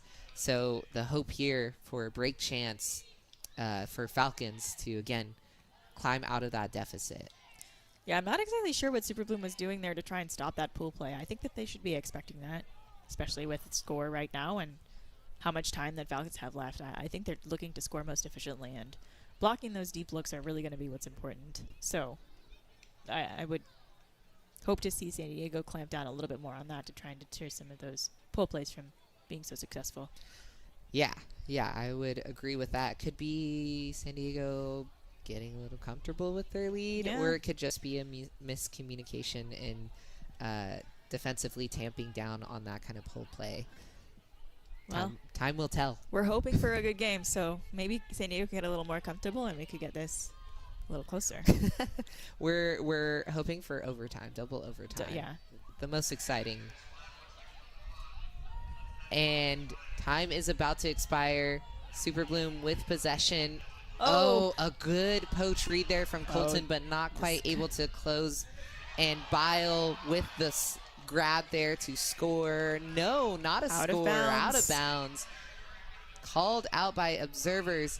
So call in the field. We are saying time was expired. This is my interpretation of what's happening. Time expired on that play, and so that was actually the last possession. So with it being out, that is the end of the third quarter, folks. That is. And we do see teams huddling up now, talking about strategy going into the fourth and final quarter. And there we see, that was a jump out there. Jump out, unfortunate. Athletic play ended up on the wrong side of the sideline. That's right. What an exciting third quarter from both of these teams in their first game of the season. Fourth quarter, last quarter, most important quarter at this point. We are seeing a score of Bay Area 12, San Diego 16. How do you think Falcons are going to make up that deficit in the last quarter? Make it up, gain a lead. Yeah, I think that they have a big uphill battle here. I was hoping that they could maybe close the gap, but I think they got broken a couple of times during this quarter, and probably not the results that they were hoping to have during this quarter. But I think that the game is not over. There's still 12 minutes left in this half and in this quarter, and we will see how they adjust. I think that the San Diego offense is very strong. They've been super clinical, and I think it's going to be really up to the Falcons defense to muck that up. Throwing, they'll need to throw their bodies out to get layout Ds. I think they're going to need to really clamp down on the marks and make sure that they are pressuring the defense as much as the San Diego defense has been pressuring their offense. I'm hoping to see some more junk throws. I thought that force middle was a good option, but San Diego was able to adjust quite well. Maybe throwing a different type of sag or a zone there could be useful in order to try and slow down this San Diego offense. But the other thing is about these players is that Falcons has a very good team chemistry, and I think that they can utilize a little bit more of their poaches and their switches a bit more. We did see some of that with Don Colton poaching off of things and a little bit of the poach off from Cardoso, so they should keep that up so that they can maybe capitalize on something and have that materialize into a block. And then, most importantly, they need to score. I think the Dolphins has been moderately successful. I do believe that they've only had 2 breaks come out, but I think that it's going to be important for Dolphins to convert these turns. And perfect opportunity to see Dolphins convert those turns is right now as Bay Area pulls to Super Bloom to the start of the fourth and final quarter. Neeson finding Peden downfield. Gets it to Schiltz on the sideline. Back to Neeson. He's looking for number 8 out there on the sideline. Finds Neeson. Gets it to Bow. Oh, and a poach D there by number 23, Donahue. That's the poach D we were looking for. You spoke it into existence. Oh, an unfortunate turn there from Chen to Cardoza. Cardoza now on the mark for Super Bloom on the sideline. Yeah, I mean, that's really what we were talking about is the offense really needs to convert. I think they've only been successful 2 times, and man, that's just a shame. That was a really good opportunity for them to sort of crawl back from this deficit, but something maybe to bring back to practices for the Falcons. Definitely. And I gotta say, all these players out there, let's take a look at them on this replay here. Looking great, and big part of the reason why they look so great out there is those clean, crisp jerseys. Great point. Where do those jerseys come from, Neha? Well, I hope you know, but everyone at home should know, that Breakmark is the WL's official apparel provider. I mean, if you want to look just as fresh as any of these players, you're welcome to purchase one of these Breakmark jerseys from the team website. That's amazing. You can get any jersey you want from any player. Any player. You can be a fan of anyone. You could be a fan of anybody. Amazing. Thanks, Breakmark, for these cool, crisp jerseys. And we have Super Bloom pulling to Bay Area Falcons. That pull is out of bounds, so Fenig will be taking it from the brick. Score is Bay Area 12, San Diego 17. Fenig double checking. This is the brick. Confirmed. Disc is in immediately to Jenny Lee. He finds Madigan. Back to Lee. To Fenig. Not a whole lot of downfield options for Fenig. It's not good for their time management. Barnett really closing in to make sure to hold onto that disc, and then a huge huck. Who is it in the end zone? Wow. It is Madigan, but who else is there? Zetner just tracked that down like a hawk. I mean, that was the right decision from Barnett to shoot that deep, especially with how much time they were spending throwing it in the backfield. But credit to Zetner. That was perfect tracking of that disc. And a very, very clutch D. Couldn't have said it better myself. And now, Super Bloom on offense. Iwamoto finding Helm on a nifty little undercut. Helm looking to Stamba. Zetner on the sideline. Big huck there from Zetner, looking for Helton. Helton tightly defended by Madigan. Oh my no matter goodness. for Helton. Comes down with it. Gets I it can't to believe she came Helm. down with that. Stamba, and last, almost there. Maybe a little too jump the gun there. Helton with a bid trying to save that disc. Yeah. Well, Was maybe asking a little bit too much there of that throw. Let's take a quick look at that. I think Stamba just popped that a little bit too wide for Helton. Trying to get it around the defender, I feel like. Trying Yeah. to make sure that there was no chance of a defensive play and it just going a little too far. But Oh, we we're- have Falcons on offense, getting it up to Fenig on the sideline, who expertly checks feet, keeps it in. Fenig with a big throw out here. Zetner to unable to track this one down. Zalk. Nice read there from Zalk. And then we have Combs now on the sideline, putting it out, testing Zetner again. Barnett Oh, wow. coming down for the score. I think Zetner just maybe lost track of the disc there, but Barnett with a perfect run there. I'm just impressed with how many times Alex Barnett has scored as a handler. from a deep run. I mean, that's actually quite a remarkable skill of just getting the disc, moving the disc, dumping it, and just shooting deep. Because as you can tell, San Diego has not really been able to expect that. They've been caught on their heels several times, and she's just capitalizing what she can. And there we have the celebration, much needed celebration for Bay Area Falcons as they bring themselves back into a 4-point deficit here with eyes on tying it up and getting to a lead. Opportunity for Bay Area defense to show us what their offense has in store. The sun is setting a little bit, but the wind has not yet picked up. So conditions are looking pretty good for a quick pace, long balls. But San Diego's probably going to take their time here. Probably, but I would love some deep shots from Super Bloom. Show us what those hucks look like, you know? Bloomy with the disc. Looking for Walter. Walter, a stalwart of San Diego's defensive line. Calm, cool, collected. Analyzing the downfield.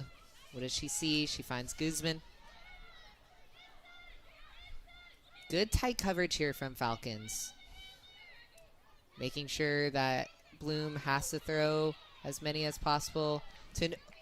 That was Walter finding across the field an open Weaver. Interesting choice, but what a read by Meredith Bile. And a loopy, more closer on the vertical side. Weaver's reaction right now, I wish the camera was on her, is just a bit bashful about that throw. I don't think it went the exact way she was hoping for, but let's take a look at that play again. There we see that cross-field find from Walter to Weaver. Weaver looking, intending it for Bile, getting it to Bile. Maybe not quite the shape that she wanted, but the score is there. Yeah. Bile, also another player becoming really one of those stalwarts of Super Bloom. Hasn't been on the team very long, but has had several years, maybe 3 years of just really strong performance, both on the defensive side and also on the receiving side.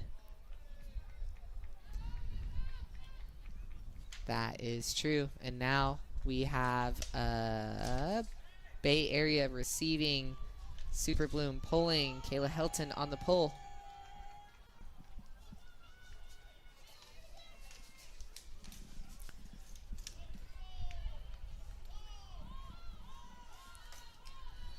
Bay Area making their way up the field. Kendra Miller with the disc in the center, puts it up, but there looks to be double coverage there. And San Diego able to just capitalize and block that look. Now we have Super Bloom on the sideline. That looks to be Rauziki Shah. Now we're all across the field to Helton. Helton looking downfield, deciding, oh, I'll just hand it off to Gray this time. Gray, however, saying, let's score to Schultz. Oh, wow. San Diego's really using the width of the field, changing the direction of play back and forth across the field, opening things up, allowing for those downfield cuts to develop and space to open up. Yeah, I mean, they're taking their time when they need to, but then they're also not afraid to shoot it when they need to. And there's that block from Hrushnikova. And then we see San Diego switching the field of attack. Gray seeing Schultz. Very visionary throw there from Gray. Falcons really have a really big uphill battle here to try and make up this deficit. I think that coaches are probably trying to make some adjustments on the lines to see the best, Yeah, because we do also have to keep in mind that Falcons has another game tomorrow up in Los Angeles against Astra. So there's strategy as well of, we're tinkering our chemistry for that game, what is working, what needs to change, and also conserving energy for having 2 games in one weekend. That's true. And we do see Colton handing it off to Wataoka, who finds number 16, Chang. We're seeing that D-line offense here. Lee getting it back to Colton. To Chang. Trying to get it to Hammer. Man. Another break opportunity there for San Diego. We have Iwamoto picking up on the sideline. Nice and easy to Helton. Helton with Cardoza taking that matchup. And then a shot into the end zone there to Zettner for a score. Goodness, that's another break for San Diego. We're at 20-13 here. Quite a lead that San Diego is drawing away. Good year. There we see the throw to Hammer, not quite connecting, and then Helton getting it to Helm.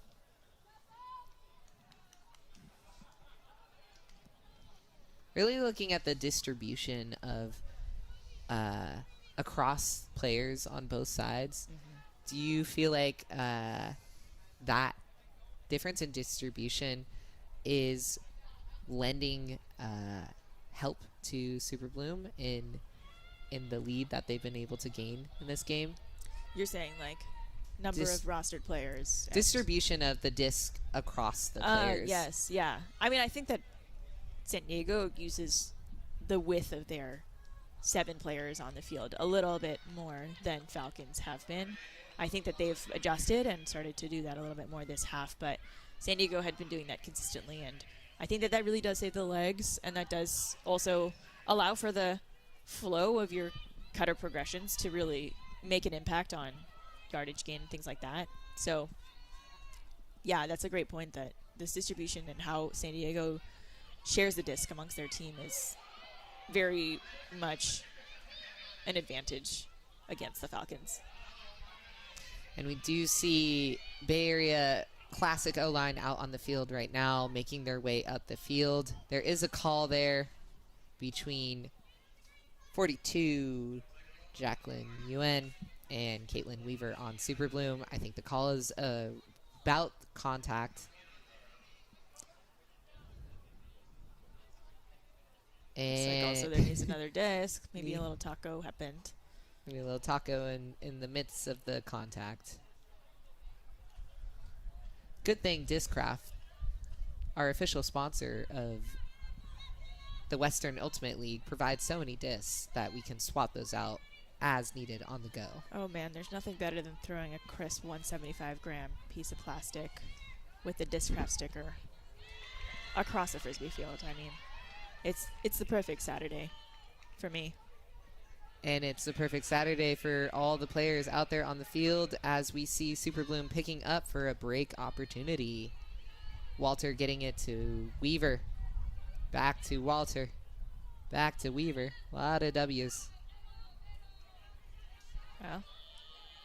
And it sounds like a timeout from Super Bloom. Wonder what they have in store. We're just under 4 minutes here.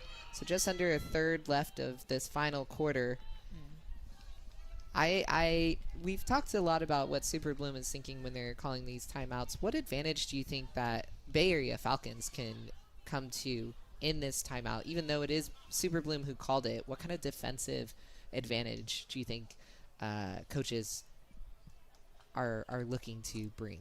Well, I think that this is a break chance, so Falcons may opt to pull in some more of their defensive specialists back onto the field because most of their O-line is on right now. I think that they also maybe can consider doing a bit of we've been talking about this earlier, but the poaching and the switching a little bit more, just because San Diego has been very good about pushing through these tight spaces and moving with a quick pace. So I think coming out of the timeout, I'd expect to see San Diego do something a little bit more creative in terms of their timeout play. But Falcons should be able to adjust to that and be prepared for something that might come out from this huddle. That's a great point. I think Falcons should prep for a pull play coming out of this timeout, essentially, and should probably throw on something junky, something switchy, something very amenable for adjusting in the moment. Yeah. Right, because San Diego has so many high IQ players. These set pieces are going to be interesting to see, but definitely, we do see Falcons setting up in a little bit of a brackety space as they see an isolated Weaver getting the disc. Stepanitis on the mark.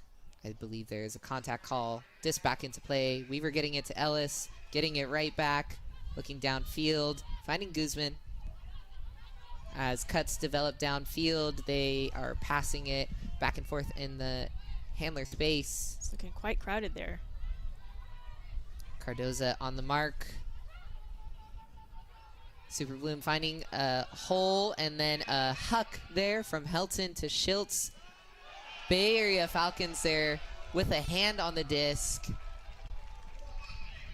Let's see if there is any sort of talk. It looks like a cramp on the field. Gracious. We hate to see it. And do hope that it is just a cramp. The extent of that is a cramp. Oh, dear. It is hotter than normal out there, folks, for San Diego. Yep. Let's check out that grab from Schiltz, though. I mean, that was kind of a floaty pass. Floaty. Great pressure there. Catch up and pressure there from Donahue. Yeah. Donahue has been everywhere this game, to be fair. I feel like there has been a lot of help defense and also just very close calls to where they might have been able to get a D. Yeah, hoping she can recover quickly from this cramp, if not to continue playing in this game, but definitely to continue to make an impact during tomorrow's game against Los Angeles Astra. That's right. Well, San Diego's probably feeling pretty good right now, making that other break. We are at 21-13, so this is gonna be a tough comeback for the Falcons here. Again, talking about the time management, we have 3 minutes left in this game. Falcons probably focusing on tinkering with that chemistry, seeing what works, and making sure that energy and spirits stay high as they do have that second game this weekend. Oh, this is smart from Fenig. Speaking of energy, a huge energy huck there from Fenig, making it all the way to the end zone. Intended target, Lexi Zalk, who has been an incredible receiver for Falcons this game. Super Bloom defender there, Bao, able to apply the pressure and get in the way of that score. Yeah, so they tracked that down absolutely perfectly. Sending with another break opportunity here. Looks like a strip was called.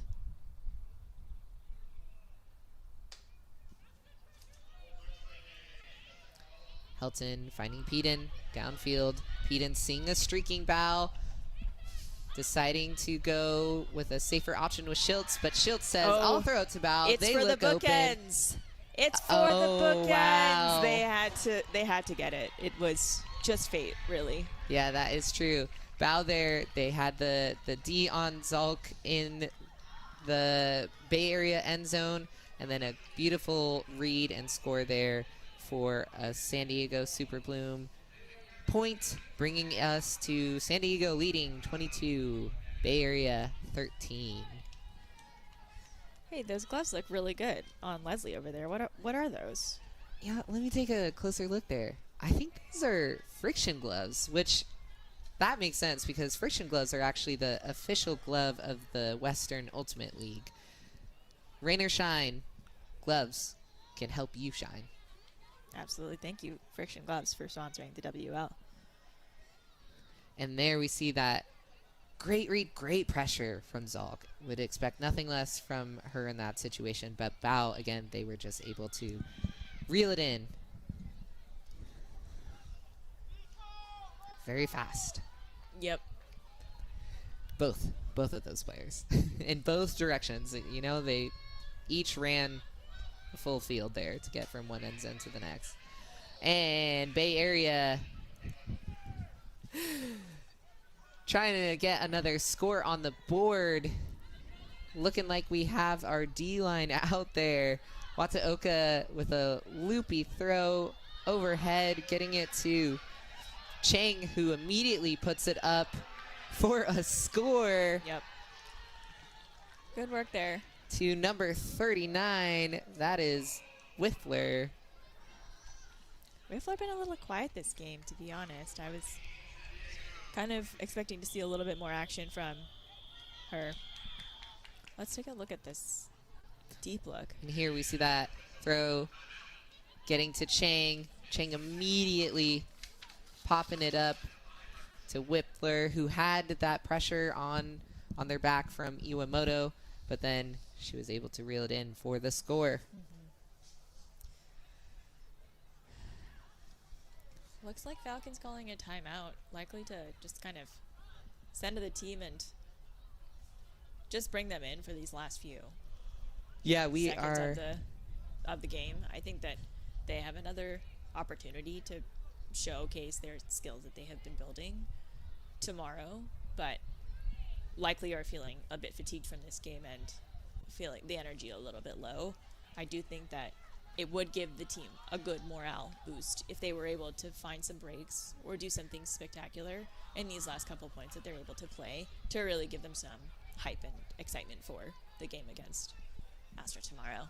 Yeah, definitely aiming to end on a high note, a good note as a team, energy-wise, trying to bring that momentum into their next game.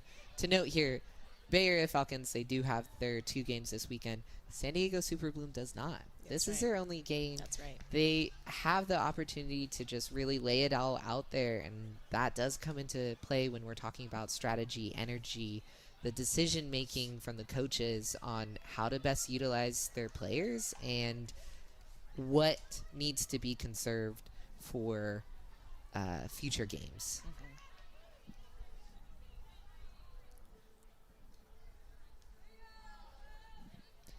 And Fenig on the pull, short pull there, onto the sideline. Wonder what Falcons are looking to set up defensively here. Immediately out of it. Oh, good quick block. That is a clever play by the Falcons. Immediately out of it. Walter looking for Pajunas. Barnett getting in the way. Barnett with the disc now. Finding Colton. Both recent Bay Area transplants. Fenig, hands on the disc, looking for Barnett in the deep space. Man, Barnett is just everywhere today. Dishing it back to Combs. Oh, there's people in the area. Combs putting it up for Barnett. Oh, what a block there by Guzman. And Guzman peeling off to make sure to assist Pajunas in the end zone. That's the twirling Guzman for you. Guzman with the disc. Bloom having to work all the way up from their own end zone. Last 20 seconds of this game. Lot of pressure here. And Fenig able to scoop up the disc. Colton immediately putting it up to the end zone. Not quite connecting to number 27, Holman. Super Bloom once again on their own end zone. I believe, folks, on your screens, it says time has expired, but I do think there is actually closer to 30 seconds left on the clock. And we have Pajunas with the disc. Super Bloom likely trying to make sure that this is last possession, running the clock out, playing a little slower. Getting it down to Maxfield. Bay Area really needing like a substantial defensive play here. Another one. They've been making great D plays on this point. To Walter. Time has expired, so now it is simply possession. And that is it, folks. We have concluded the first game of the season for both Bay Area Falcons and San Diego Super Bloom with a score of Bay Area 14, San Diego 22. What a home opener for San Diego Super Bloom. Yes, I mean, that was really exciting. San Diego just played clinically. They played hard, and they just did not let up. I have to say that San Diego was one of the teams with the highest goal differentials last year, and this is a great showing to just prove why they are going to consistently stay that way. Yeah, agreed. They are definitely looking to build off of the momentum of winning the championship last season, making it known that they are looking to actively defend that title this season, making their way to that finals game during championship weekend, which will be held in Portland, Oregon on the weekend of, I believe it is June 13th and 14th, for a series of 4 games where the top 4 teams from the league will duke it out for that trophy. Great showing here from Bay Area Falcons for their first game. First game with their second game tomorrow against Los Angeles Astra. With the personnel changes that they've had and the change in coaching staff as well, a really solid start for Falcons that I hope they will continue to build on for the remainder of the season. This is a really smart team. This is a really smart coaching staff. Absolutely. There's the ceiling is way up there. They are gonna continue to grow through the rest of the season as they face additional opponents. But great showing again from San Diego on their home turf. Absolutely.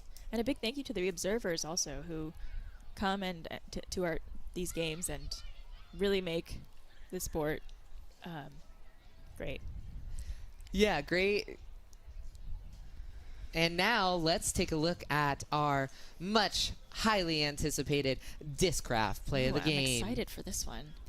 There were so many great plays. Oh, this is the layout from Maxfield, or the chest high layout. Goodness gracious.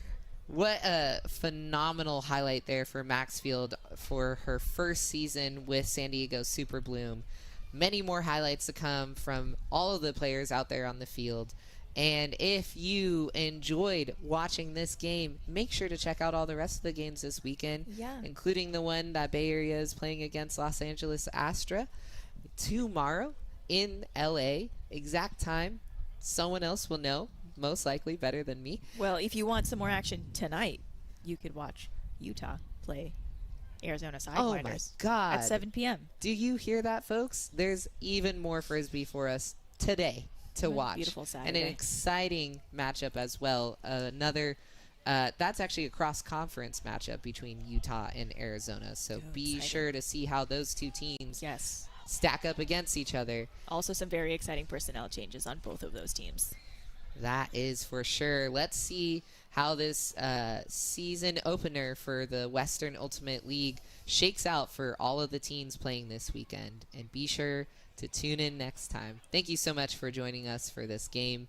And thank you for supporting Semi-Pro Ultimate with Western Ultimate League.